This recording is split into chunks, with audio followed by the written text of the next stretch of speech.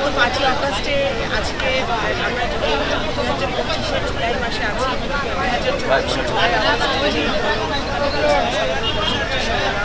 আন্দোলন অত্যাচার অনাচারের পরে ফেসবুকের পতনের পরে আমরা এমন একটি জায়গায় আজকে এসেছি সন্ধিক্ষণে দাঁড়িয়ে বাংলাদেশ, যেখানে একটি সুষ্ঠু ভোট নিরপেক্ষ প্রয়োজন। বিশেষ করে আমার চারপাশে সব ইয়াং জেনারেশন, এই প্রজন্মের ছেলেমেয়েরা, এই প্রজন্মের আমার যারা ভাইরা আছে বোনেরা আছে, তারা বছরের সমাজকে করতে পারে। আজকে এই সময়টা এসছে যে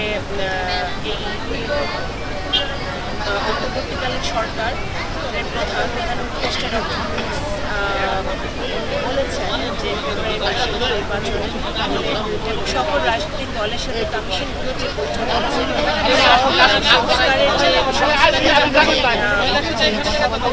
পয়েন্টগুলোতে প্রত্যেকটি রাজনৈতিক দল একমত হয়েছে, সেসব পয়েন্টগুলো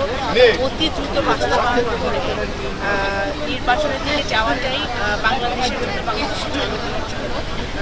সুখকর হবে এবং এটা বাঞ্ছনীয় হবে। কারণ আমরা যেটা চাই, কারণ আমরা বিগত দিনে আর ফেরত যেতে চাই না, আমরা ফ্যাসিবাদে ফেরত যেতে চাই না, আমরা গণতন্ত্রহীনতায় ফেরত যেতে চাই না, আমরা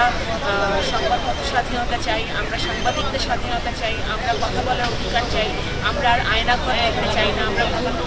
দেখতে চাই না, আমরা বিনা বিচারে মানুষ কারাগারে থাকবে সেটা চাই না। সেইগুলো যদি বাস্তবায়ন করতে হয় তাহলে সবচেয়ে বড় কথা হচ্ছে বিচার বিভাগের স্বাধীনতা আনতে হবে,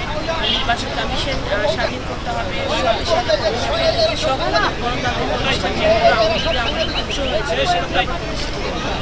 সেগুলো করতে হলে আমাদের ছাত্র জনতারা ঠিক 1 বছর আগে যে প্রাণ দিয়েছে রক্ত, তখনই এই রক্ত ছড়া, এই রক্তের প্রতিদান আমরা তখন দিতে পারবো যখন বাংলাদেশ সে 71-এর যে চেতনা ছিল, যে একটি অর্থনৈতিক স্বাধীন সার্বভৌম দেশ এবং গণতান্ত্রিক পথে আমরা চলব।